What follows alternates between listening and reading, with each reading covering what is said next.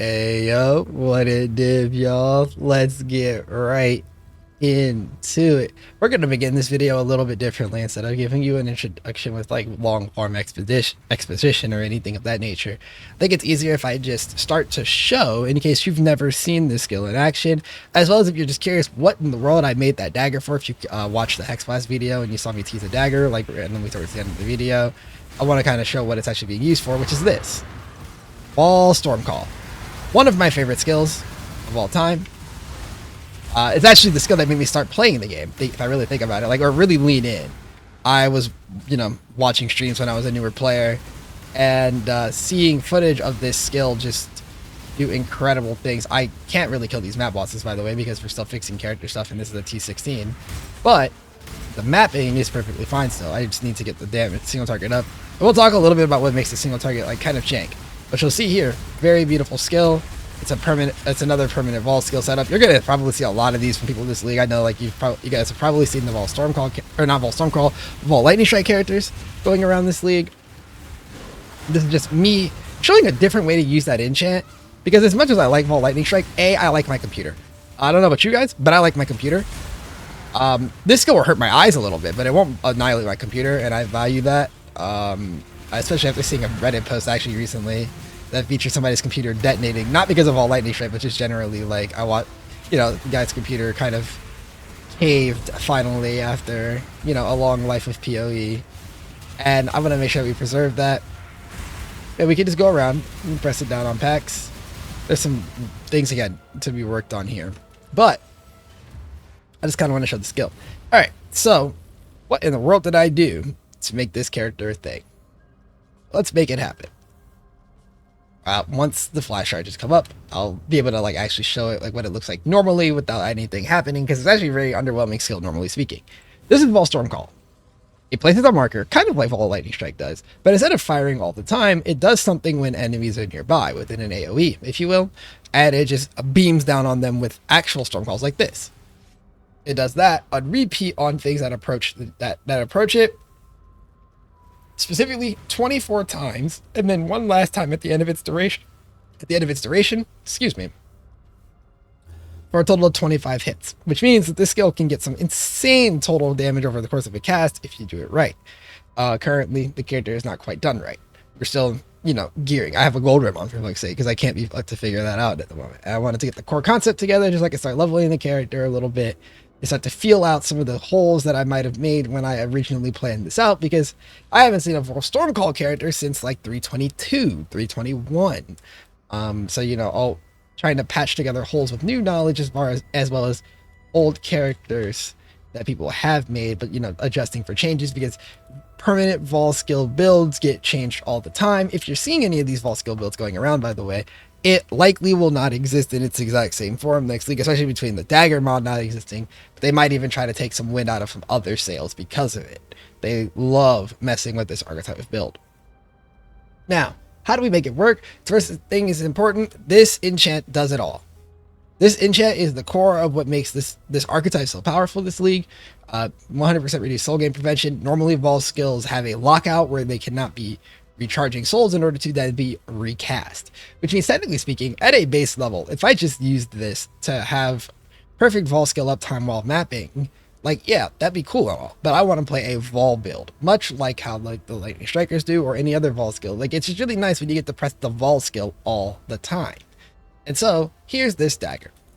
It's worth noting, I'm going to probably figure out some ways to get this even more ridiculous, recraft this dagger, because I crafted this dagger for a lot on stream. If you saw it, it was really despair, but it actually was not that supposed to be that expensive of a craft. If I settled for this originally, I was trying to go for another really strong mod to really make the build shine, but we'll get there when I have more funds, quite frankly, right? But you create a pseudo link dagger to go along with the 3 links from inside the dagger, as well as the 3 links in your squire. Create a pseudo 6, which then really becomes an 8 when you factor in crits and increased damage. Faster casting does not affect Vaal Stormcall in that way, not yet, because I don't have enough soul sustain to make it absolutely insane for that purpose. But it is really good for just letting me get around, because it gives me cast speed, as well as if I have it, just makes the character feel snappier. That generally feels good. Now, how in the world are we getting the souls though? Because you can see I can cast this skill in Hideout, Soul Ripper. this flask gives us our Vaal souls when it's used, specifically when it's used. And that's a part of the beauty and the problem. I get this charge to full, it pops, it gives me souls, we use it, which is why we have the minus charge roll on here, by the way. Minus 25 max charges, because Soul Ripper is a naturally 60 charge flask, and we need that to be higher than 30, but not that high, because we want to make sure that our flash charges actually get to the number such that this can be activated. Next up on the list of important things to talk about is other ways of getting our flask charges up, because now that we have the flask that will give us the souls, we have to keep this up. Much like Hateforge setups, where you need to then find a way to keep your rage up, we need to keep our flasks up. And we do this with Tides of Time in conjunction with Ascended Pathfinder. 3 charges per 3 seconds on Pathfinder, 3 charges per 3 seconds on Tides of Time. Which this looks really funny because there are 2 other mods I can roll on here, but they are both zeros on this one, and that's fine because I literally don't plan on using a Life from Mana Flask at all on this character. Eventually, we will also get a rare chest with 2 charges per 3 seconds from the implicit via conflict, Orbs of Conflict, but that's going to take a little bit more money. And also, I want to go ahead, when I do that, I want to use the proper base, and I am not eye level 84 to be able to actually even put on the Conquest Lemular that I was working on. Next up, that's all the flash charge sustain stuff. Also, we have a little bit more stuff, like some flash charge sustain here. I'm going to get a cluster with more flash charge sustain. I've considered pathing to more flash charge sustain for now, even. But we're only level 81, so I've got a lot of room to grow. We also run Enzuri's Rain just to help with the soul consumption. 1 in 5 chance to just have it be recastable immediately is very nice. That just feels good. Ideally, we get this double corrupted at some point, but that's a really hard thing to swing, so I'm not thinking about it too hard at the moment. Now, the next thing is Vaal Stormcall itself. Vaal Stormcall, much like Stormcall, scales with duration. You can read all the text on here if you want, but the important thing is that this strikes every 0.25 seconds over the course of its duration of 6 seconds at base. Modifiers of skill duration will affect both the time between strikes and the time the marker's alive, which translates roughly to reduce the duration of this skill as much as possible to increase the DPS of it. Which is why, so if you take the damage this skill does at base at 6 seconds, at 6 seconds duration on this skill, it would do substantially less damage than it does right now, with a total literally a third, actually less than a third, closer to a quarter of its duration remaining. So just beam, beam, beam, beam, beam, beam, beam, beam, beam, and that's how we do the damage. That's what makes the skill special. It's also one thing of note why we take a window of opportunity just to reduce that even further with duration mastery. Of note, by the way, this also helps offset the downside of running Enzuri's Rain, because technically, if I take, you see, I have 1.84. If I take off Enzuri's Rain, the size actually go down to 1.53.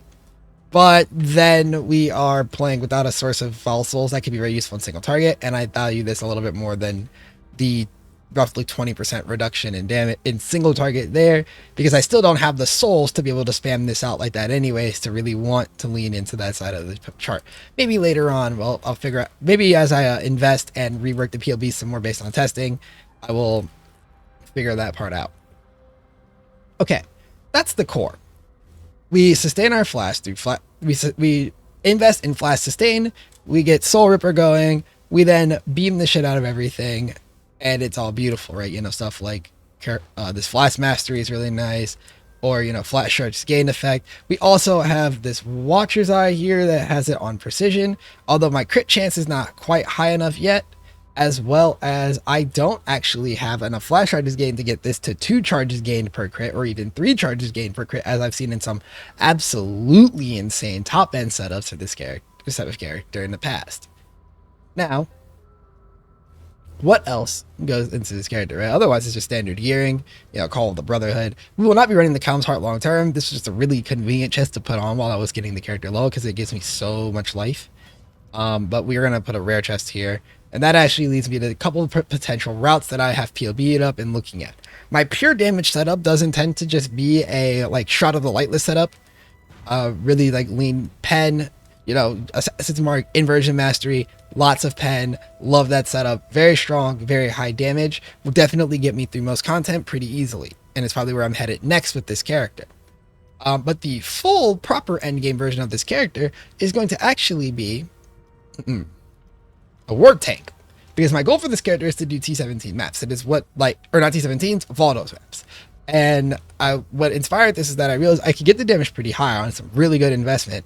Really good investment, by the way, meaning multiple mirrors potentially. And have it have like 11k ward with borderline 100% uptime on said ward. So it's just turbo tanky at all times. But that's going to require some setup, but it's going to use the Yinda stand plus strong armor chest setup potentially. There's a couple ways that we can make this type of tankiness happen when I want to go into that stage of the character, but that's down the line. There are one more thing, right? I picked Ascendant for a reason. Obviously, we need the flash charge generation. There's only two places you can get this. You either get this from Pathfinder or from Ascendant Pathfinder. And unfortunately, none of the Ascendancies on Ranger do anything that I found valuable for this character outside of the flash charge state. So we can't really go there. Which means we become Ascendant Pathfinder, we get Templar, we use it to really get this nice and janked up tree that we'll use to properly aura stack later on in a 6-link checks piece. And the last thing that we're using it for is my FF jewel. I FF'd Gladiator. I don't actually care, like the presence thing is going to be very nice while my character sucks, but the big reason I FF this was because of the chance to block. 50% chance to block from the shield instead of the equipped value, which you'll notice Squire does not have a fantastic block value. But it also then means we can index its spell block, add in a little block from something like a Rumi's Concoction, etc. We even have like spell block notes taken here. And what this ends up meaning is that even right now, with my character pretty poorly invested, we're at 63 block. And this is very, very vital to how the setup is going to mature, so to speak. Because I plan on putting this character into like a ward character, right? Ward gets stronger when you have sources of damage avoidance. Ward is a source of damage avoidance. Then it'll also have suppression at the top end, all that good stuff. This character, again, like I said, long project, a lot of really cool ideas that I'm very excited to put together. But I think that's going to wrap it up for me here. I mostly wanted to show you guys the concept because I did show you this dagger. Maybe I'll show you guys how to craft this dagger. I'm still working on a better way to cheaply craft this dagger in particular, so that even if you are getting raked over the coals for 70 plus divines from making a enchanted dagger, you know, you'll at least get, you know, some value out of you'll get to save some money rather in making the dagger itself, as well as other things. But yeah, that's working on how to do that. I'll talk a little bit later at some point in a future video about stages that the character's going through. Might be a little bit slow as other games are currently ramping, and I'm just taking it a little bit slow right now on PoE because we do have like BPL coming up this next week, as well as other things going on that I want to make sure that I'm prepared for. And, you know, to give myself longevity in this very long league that we have ahead of us, as per usual. If you have any questions about the character, you know, feel free to ask in the comments. Hey, look, also, I didn't do this at the start of the video like I usually do, but hey, if you like, this is cool, hey, look, like, comment, subscribe, you know, support the video, all that stuff. Really, probably just subscribe with notifications on so you can actually know when I post updates to this character, so you can see it through its journey and eventually when it turns into an absolute monster of a character. Thank you guys for watching. Oh, right, if you want to see me doing anything live on this character or other characters, just PoE or other things in general, Twitch, Discord, in the description. You know the deal. All right, now I'm really out of here. Thank you guys for watching, and I'll see you in the next one. Peace.